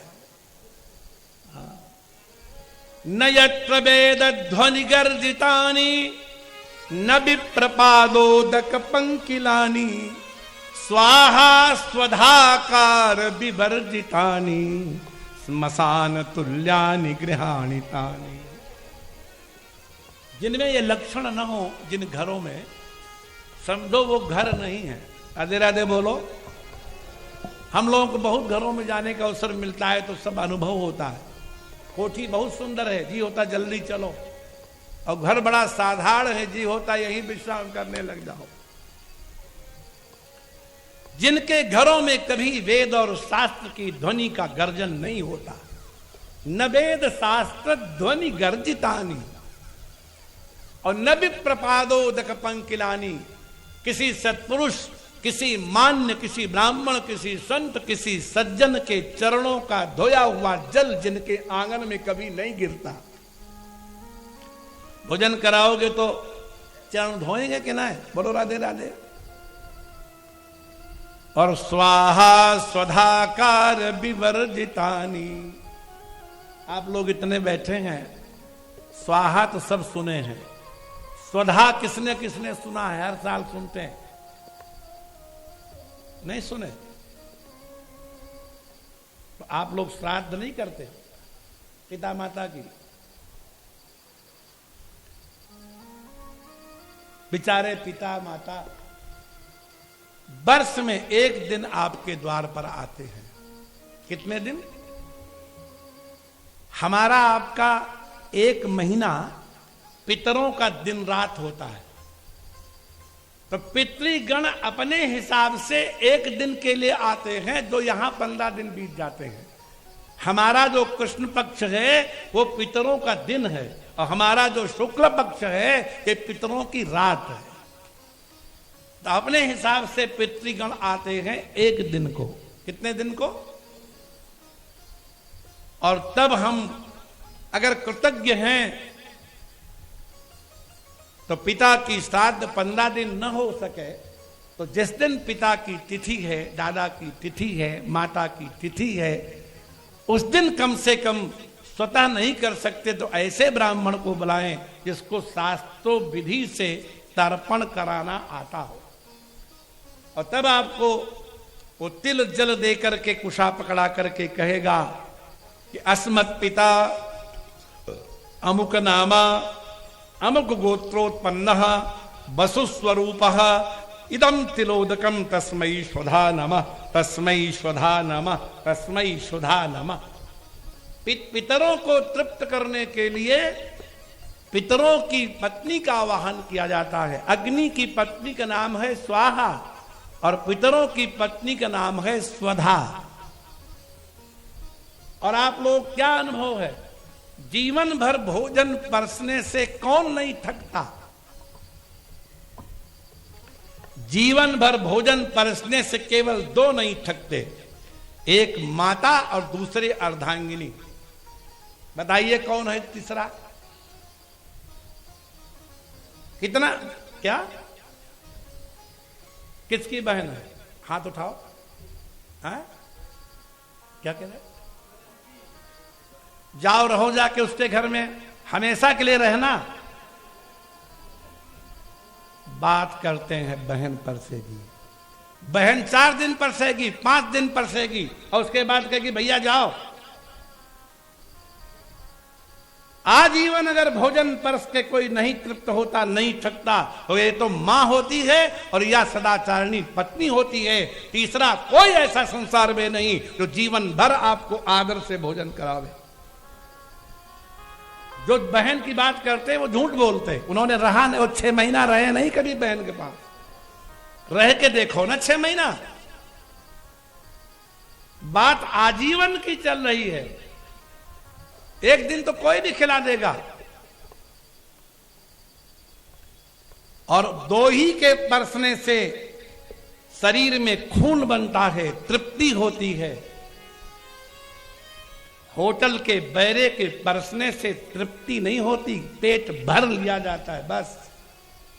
माता का जो आशीर्वाद है और पत्नी का जो स्नेह है वही शरीर को पुष्ट करता है। इसलिए जब देवताओं को हमने तृप्त करने का संकल्प किया तो हमने उनकी अर्धांगिनी को बुलाया कि हे जननी, अपने पतियों को तृप्त करो। अग्नि की पत्नी का नाम स्वाहा है और पितरों की अर्धांगिनी का नाम स्वधा है। और जिनके घरों में न कभी स्वाहा होती है न कभी स्वधा होती है, वो घर नहीं है। स्मशान तुल्यानि गृहाणि तानि, वो घर नहीं है, स्मशान। न वेद शास्त्र ध्वनि गर्जितानि न विप्रपादोदक पंकिलानी स्वाहा सुधाकार विवर्जितानि स्मशान तुल्यानि गृहाणितानि। तो कुब्जा ने कहा कि आप हमारे घर चलो, तो भगवान के आंसू निकल आए और भगवान ने कहा एस्यामिते गृहम शुभ्रू, हम तेरे घर जरूर आएंगे। तो घर उसी को कहते हैं पुंसामादि विगर्शनम, तो घर में प्रवेश करते ही हृदय की सारी पीड़ा दूर हो जाए। शरीर की भले न दूर हो, थके थकाए हो, हृदय की शांति मिले। साधितोर्थो गृहाणाम नः, हे देवी, हे शैलेंद्री, हमें नहीं मालूम घर का सुख क्या होता है। अगृहाणाम, हम बिना घर वाले हैं, और तुम जैसे गृहस्थ ही पांथानाम तुम परायणम, हम पथिक हैं और तुम जैसे गृहस्थ ही उनका आश्रय है। ब्रज का नाम आपने सुना होगा, ब्रज 84 कोस। ब्रज नाम का कोई गांव नहीं है। मथुरा है, वृंदावन है, गोकुल है, बरसाना है, दाऊ जी हैं, गिरिराज जी हैं। ब्रज कहते हैं लकड़ियों के बनाए हुए उस बाड़े को जिसके अंदर गायें बंद करके डंडा लगा दो।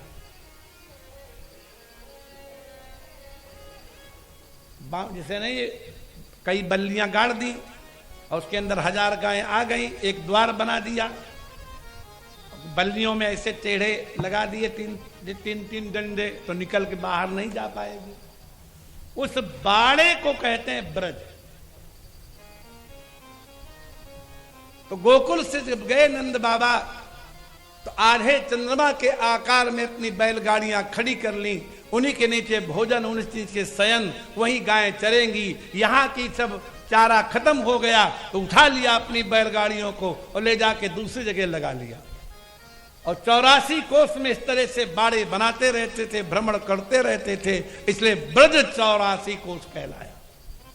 ब्रज माने 84 कोस में बने हुए गायों के बाड़े।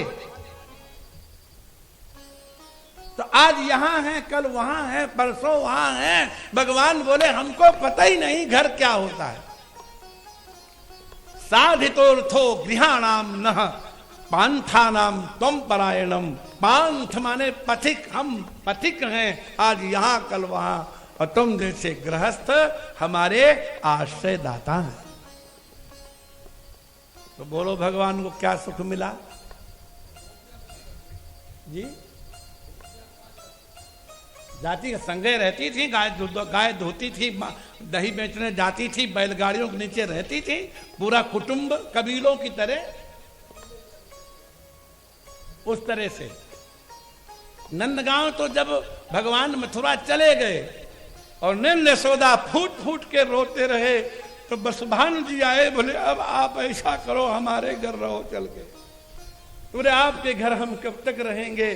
तो उनका तो ठीक है, हमारे बगल की पहाड़ी पे आप कुटिया बनाओ, आधी रात को आवाज दोगे, हम दौड़ के आएंगे। आज भी बरसाना और नंदगांव की वही दूरी है। नंदगांव नहीं था, बाद में बना। इसलिए भगवान जन्म लिए कारागार में। राधे राधे बोलो। माता पिता छूट गए, अक्षर ज्ञान नहीं हुआ, गाय भैंसे चराने लगे, बैलगाड़ियों के नीचे सो रहे थे।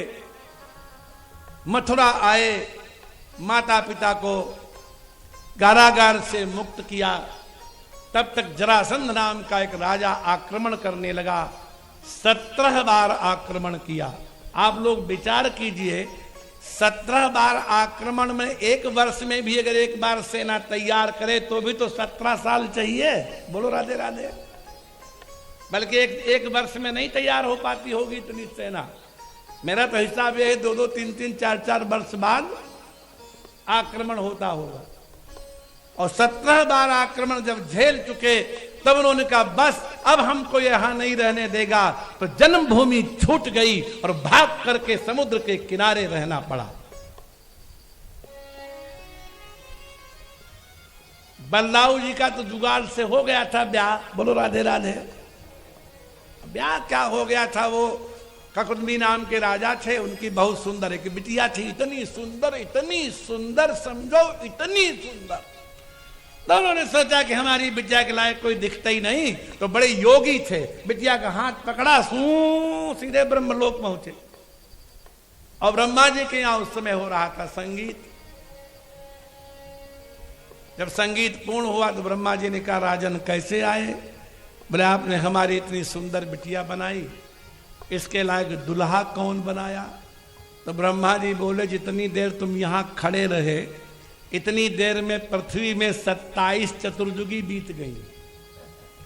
जिनको तुम छोड़ के आए थे उनके तो लड़के बच्चे नाती पोते भी नहीं हैं। अब जल्दी तुम चले जाओ, शेषावतार बलराम जी वहां विराजमान हैं, अपनी बिटिया तुम उनको दे दो। तो रेवती की लंबाई थी 21 हाथ। कितनी? हाँ। और दाऊ जी की लंबाई थी 7 हाथ। बोलो जोड़ी बनी कि नहीं बनी? बोलो राधे राधे। हाँ। और भगवान कृष्ण कौतुक करते, कभी चंपा की, कभी चमेली की, कभी बेला की, बढ़िया बढ़िया माला बना के लाते और कहते दाऊ ये भाभी पर बहुत जमेगी, पहनाओ। और दाऊ पकड़ते तो बड़ा उचकते, कहीं ऊपर चढ़ते, कहीं जो है कोठी पर चढ़ते, और कभी नहीं पहुंचते तो खूब ताली बजा बजा के भगवान उनका हंसी उड़ाते। एक दिन दाऊ को आ गया गुस्सा, किया, आपने हल को बुलाया। अच्छा ये सब हल हैं, चक्र सुदर्शन है, त्रिशूल है, सब चैतन्य है, बोलते चालते हैं। हल ने कहा, गुरुदेव क्या आदेश है? बोले इसको छोटी कर दो। तो हल गया और जाकर के रेवती के कंधे पे ऐसे धर गया और वहीं से पूछा, प्रभु कितनी छोटी करें? राधे राधे। तो दाऊ थोड़ी देर सोचते रहे। ये गर्ग संहिता में कथा ऐसे ही लिखी हुई है। दाऊ जी सोचते रहे और फिर बोले कि तुम इसको मेरे कान के बराबर कर दो। तो जब से कान के बराबर दाऊ जी की पत्नी रेवती को हल ने किया, तब से सारी पत्नियां अपने पतियों के कान में ही लगी रहती और मंत्र देती रहती। बोलो राधे राधे। हाँ। सही बात है कि नहीं बिटिया? ऐसे ऐसे करो। हाँ। ये उपहास नहीं है।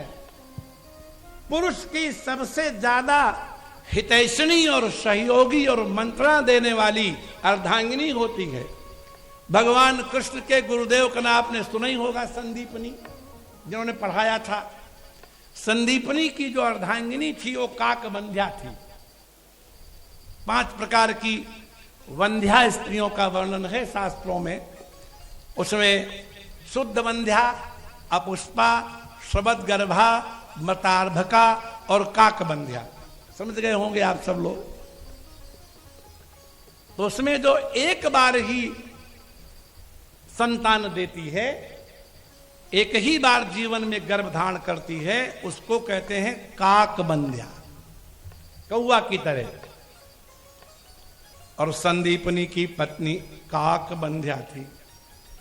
एक संतान हुई, समुद्र में डूब गई।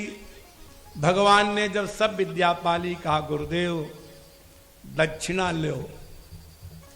तो गुरु जी ने सोचा इतने चमत्कारी चेले से दक्षिणा लेने के लिए किसी से सलाह लेनी चाहिए। तो किससे सलाह ली?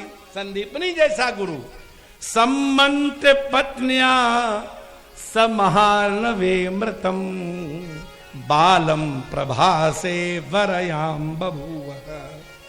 अर्धांगिनी से सम्मति ली कि कृष्ण दक्षिणा देना चाहते हैं, हमें क्या मांगना चाहिए?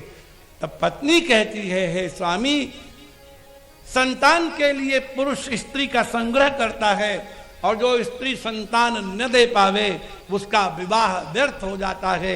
मैं आपके घर आई, एक संतान दी, वो भी चली गई समुद्र में। आप मेरे जीवन को सार्थक कीजिए और भगवान से हमारे मरे हुए पुत्र को ही दक्षिणा में मांग लीजिए। ये बात है। और वहां से आए भगवान पढ़ पढ़ा के जरासंध ने बहुत तंग किया, अंत में चले गए द्वारका। बड़ी मुश्किल में ब्याह हुआ, कोई विवाह इज्जत से नहीं हुआ। इतनी कथा सुन चुके, बताओ कौन सा ब्याह हुआ जहां लड़की का पिता अपने कुटुंबियों के साथ आया हो और भगवान को पटा पे बिठा के तिलक किया हो? है? कोई छीन के, कोई झपट के, कोई बाई चांस, कोई एक्सीडेंटली, कोई डर में। और ब्याह होने के बाद एक ही सुहृद थे, मित्र थे पांडव, उन पर विपत्ति ही पड़ती रही। वहां भागे, दौड़ते ही रह गए और वृद्धावस्था में उनको भयानक युद्ध करना पड़ा। और युद्ध के बाद कुछ सुख पा सकते थे, सारा कुटुंब उनके सामने ही लड़कर के समुद्र के किनारे मर गया। हम लोग अपने दुख की बातें करते हैं, लेकिन उस नंद नंदन की मुस्कान में कभी थकान नहीं आई, कभी भगवान नहीं रोए, कभी शिकायत नहीं की। क्योंकि भक्त का सबसे पहला लक्षण यह है कि भगवान से शिकायत न करे। और हम लोग करते हैं कि नहीं? प्रभु आपने हमारे साथ अच्छा नहीं किया, लड़ाकू बहू दे दी। प्रभु आपने बड़ा अन्याय किया, लड़के की बुद्धि ठीक नहीं रहती। मैंने सारा दोष किसके सिर पर? जो भगवत भक्त है वो भगवान से शिकायत नहीं करता।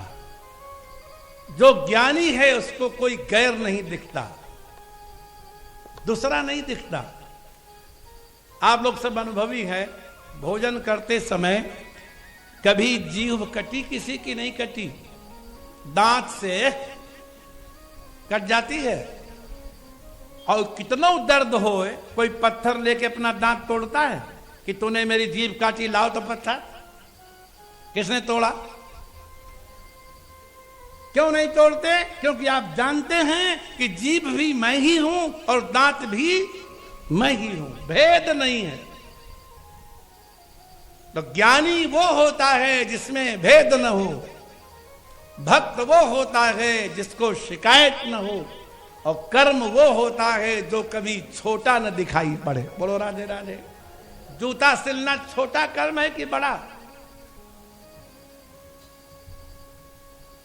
और छोटा कर्म है तो रैदास के उस कठौते में जिसमें चमड़े के टुकड़े भीग रहे थे, उसमें भगवती भागीरथी गंगा कैसे प्रकट हो गई और उसने कंगन सोने का निकाल के दे दिया। कथा सुना है कि नहीं सुना है? जब मन चंगा तो गंगा प्रकट हुई। बड़ी लंबी कथा है। कर्म छोटा बड़ा नहीं होता।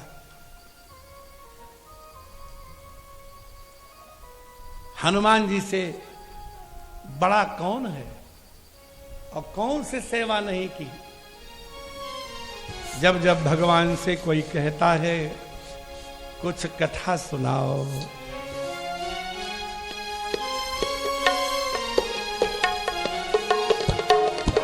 गिरिजा जा सुप्रीति सेवकाई, गिरिजा जा सुप्रीति सेवकाई, बार बार प्रभु निज मुख गाई, बार बार प्रभु निज मुख गाई। हनुमान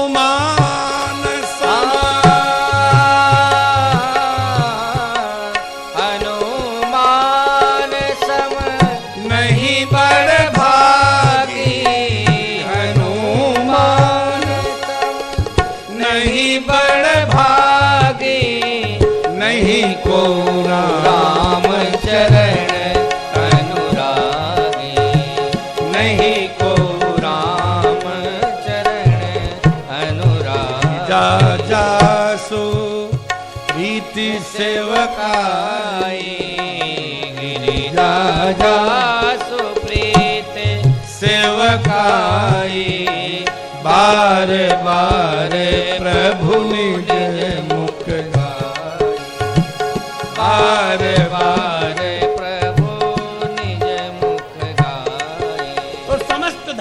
का फल यही है कि भगवत प्राप्ति हो। यशोदा मैया उसी का उदाहरण है। लेकिन लक्ष्मण जी कहते हैं कि हमको नहीं चाहिए सुख संपत्ति, धर्म नीति उपदेशीय ताही, कीरति सुगति भूति भले जाएगी। और जब व्यक्ति अपनी तपस्या का सुख पाना चाहता है तब उसको सौभरी महात्मा की तरह मछली के सत्संग को देखकर ही व्याकुलता होती है। अतः वो राजा मानधाता के यहां निर्विरोध पहुंच जाता है और तब राजा मानधाता चरणों पर गिर के अर्घ्यपाद्य दे के पूछते हैं, भगवान कैसे आए? तो बोले विवाह करना है। बोलो राधे राधे। क्या करना है?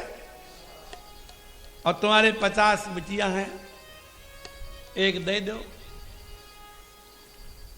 राजा की हिम्मत नहीं पड़ी ये कह दे कि तुम वृद्ध हो, सड़ियल हो, कपोए हुए हो, पानी के हो, उड़ गए हैं बाल सब, आंखें धसी हुई हैं, हमारी राजकुमारी के लायक तुम नहीं हो। ऐसा नहीं बोले।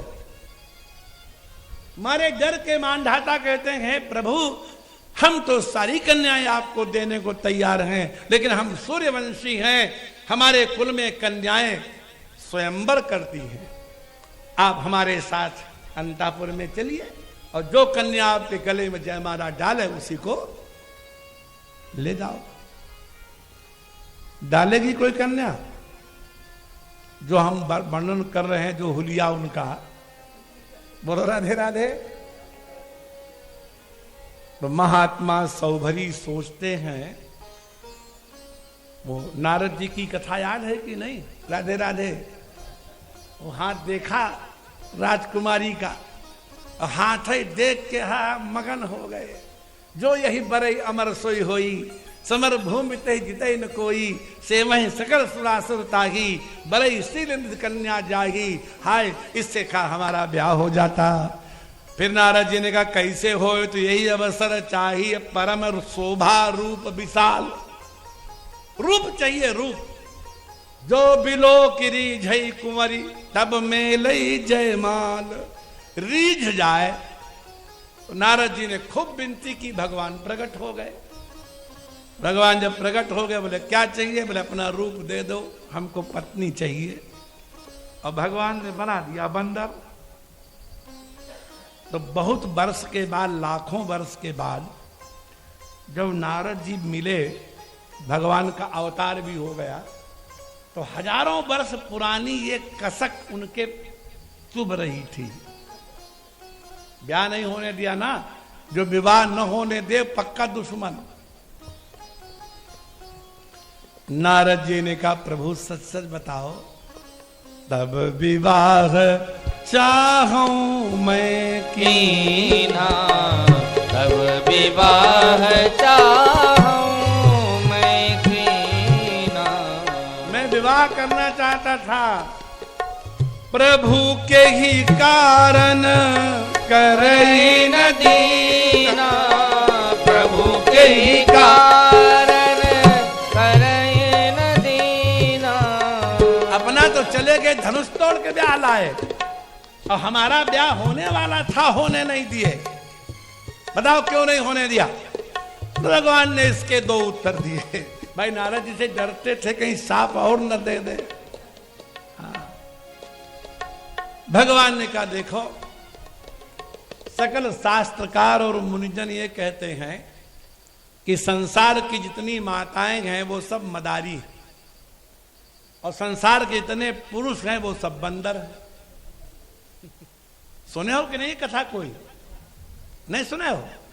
नारी विवश नर सकल गुसाई, और नाचत नट मरकट की नाई।